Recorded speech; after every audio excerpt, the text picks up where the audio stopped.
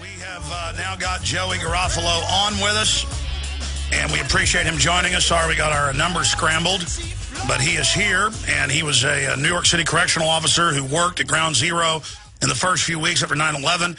He is the founder and director of 911 WTC First Responders Foundation. Joey, I went through a chronicle earlier of mainstream news admitting that the first responders are barred from this year's event. You're not invited. And I know it's very hurtful to the true heroes of 9/11. Why do you think they're doing this, sir? Well, Alex, to tell you the truth, at first I thought it was because of protection. And I wanted to really believe that, knowing that, first responders were already hurt and injured, and God forbid anything would happen, they wanted to keep us away from it. And I'll still believe that because that could be part of, their reasoning. But my real belief is it's political.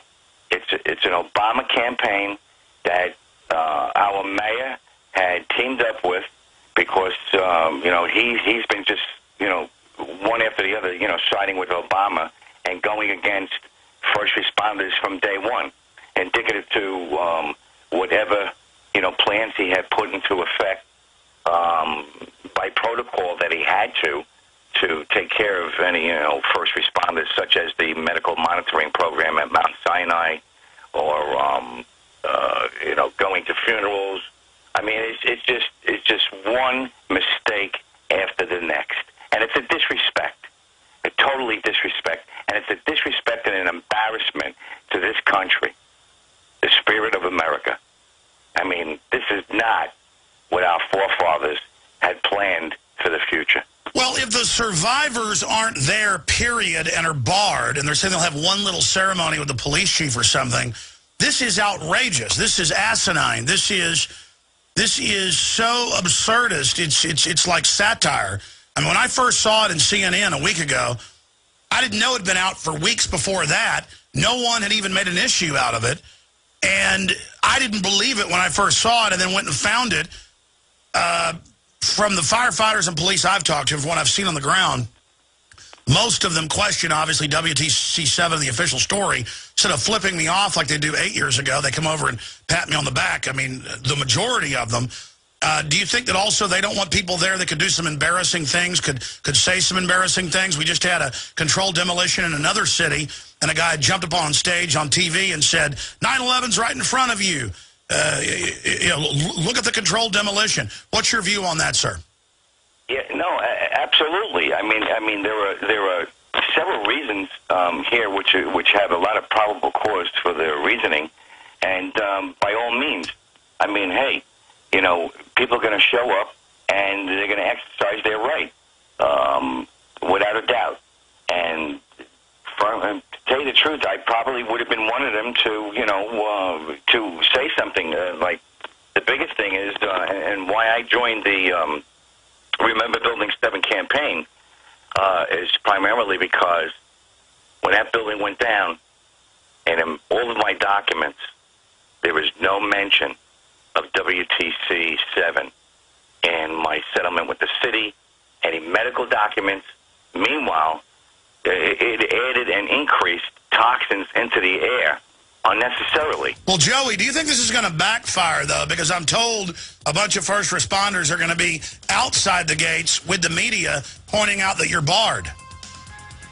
Well, yeah, I mean, there are calls being made. I've been told that they want to do a human chain around the perimeter. Stay there. We are back live. Tons of news and your phone calls coming up in the next segment. Incredible developments from the Ron Paul camp. We are joined by Joey Garoflo, who is a New York City Correctional Officer and worked at Ground Zero in the first few weeks after 9/11. He is a founder and director of 911 WTC First Responders Foundation. Bottom line, sir, it's CNN, Fox News are reporting that the first responders, the heroes, the survivors are barred from the 10th anniversary. What is your view on that? Why do you think they're doing it? And I've called for, and I know others are calling for, have you heard anything about a demonstration by the heroes that they're barred while the political pimps sit there and try to push their agenda off of your fallen comrades? Yeah, well, Alex, thanks for having me on, first off. Yeah, it was very shocking when I heard it myself. And as far as my belief, there could be several of their reasons. One, which is the least, protecting any first responder who's already sick from being out back in Manhattan with such a large crowd. So we're going to put that on the bottom because any first responder who was ill and not able to go would not go, primarily because of that. So I won't even believe that. And the other reason, which I really believe, is you call it pimping. It's Obama campaign. It's the mayor, campaigning for Obama. You're bringing in politicians that have no business being there. Okay, why are they there? God bless the families. Okay, of all the dearly departed. Those are the true heroes. Okay, and the innocent victims who stood and waited for, the first responders or rescuers to come in. Those are the true heroes, okay? But this is our history. And basically, to tell you the truth, they're talking about sending out, squads of first responders. And when I'm saying they, the various different groups, there's been talk. I've received calls. I've received emails. Joey, bring your group. Get as many people as you can. Let's come down. Let's do a human chain around the perimeter.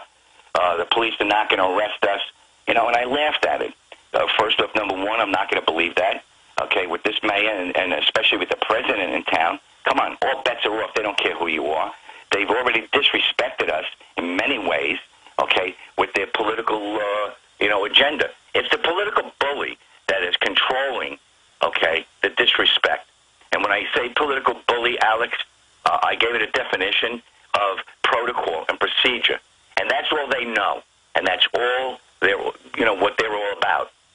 They don't care about the lives that were affected. Procrastination has caused many, many first responders to become very much ill and also to die. And yes, I'm saying it, and also to die. Okay? I'm not done. Okay? I'm just beginning. I've been sitting back waiting. John Field has been great, in the lead. He's starting to get frustrated. We've both been at town hall, listening to all the bull that's been handed to us about first responders who have cancer and are not going to be covered in the Zagrota bill. Well, Mr. Garoflo, bottom line, you guys were hit by the asbestos. They know you're angry. They don't want you there. It's outrageous. And do you believe they also don't want you raising questions about how Building 7 fell? Absolutely, Ted. They don't want a guy like me. Why? I'm proven fact, living, that I have what they call fiberglass poisoning. There's fiberglass trapped in my body trying to come out, and that's what the skin rashes are, which Mount Sinai are all mesmerized. They have no clue what it is. Sir, I want to have you finish if you can. If you got to go, we understand, but we'll be right back. All right, we're finishing up with Joey Garoflo, survivor of 9/11, of somebody who went in and, after the things had collapsed in that dangerous environment where so many people got hurt and killed, and he survived the deadly dust. They've had Mount Sinai and other prestigious medical and university facilities going back 8 years scan their lungs and say, it's unbelievable you guys are still alive. So many of them have died. The government's tried to block their health care, finally said, okay, we'll give you health care, but you've got to be run through a terror database. What do you think of that, Joey, that you guys aren't just now barred because they're done using you to make themselves look like heroes from the 10th anniversary, all the first responders, police, fire, medical, you name it. But now, on top of it, you've got to go through a terror database if you try to get health care. Now they're saying, we're not going to cover cancer, the main thing you need taken care of. Yeah, Alex, they are so confused. First off, number one, going through a terror database, I mean, that was known from day one in the Zagrota bill, which I had been screaming about from when the bill first came out. I am not totally against it because, listen, I'm an American, and I believe in protecting this country.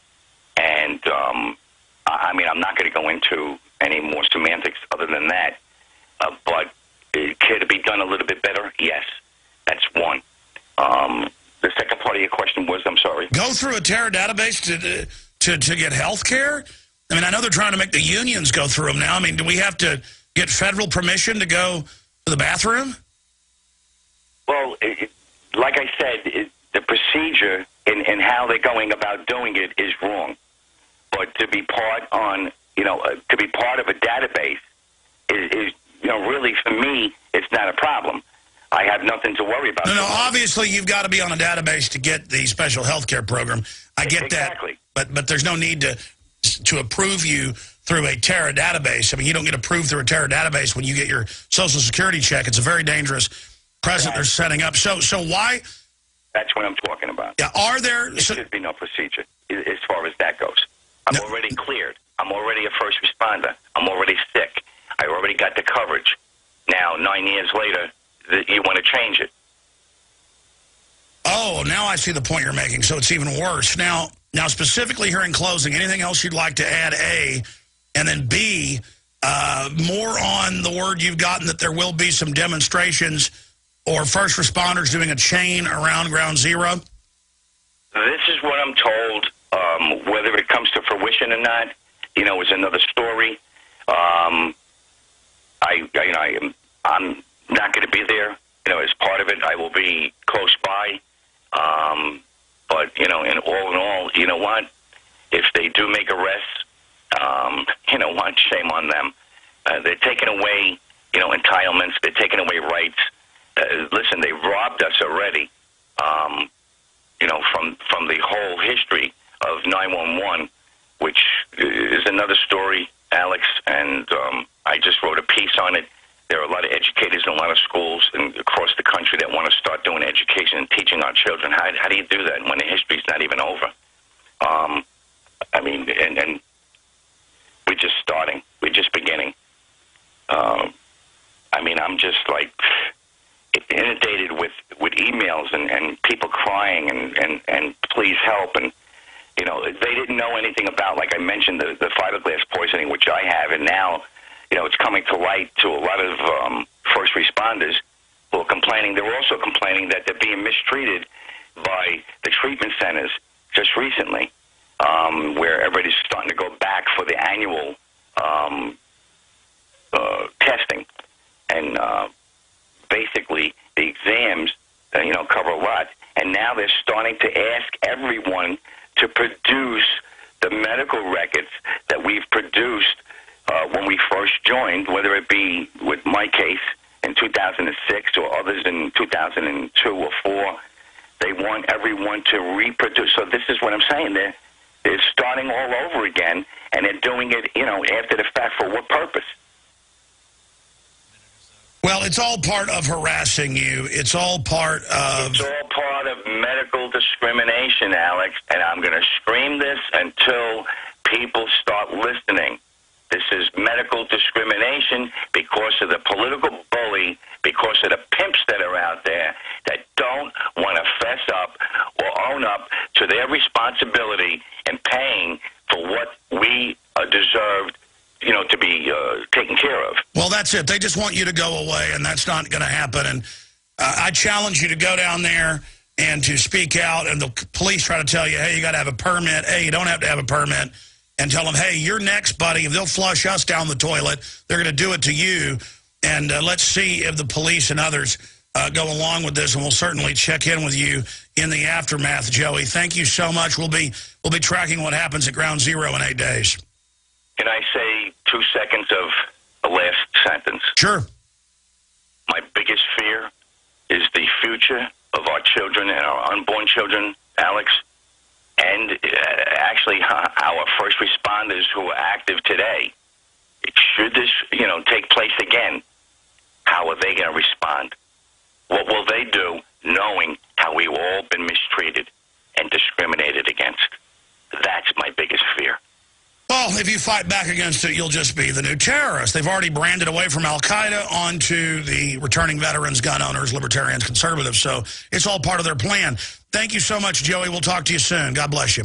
Thank you.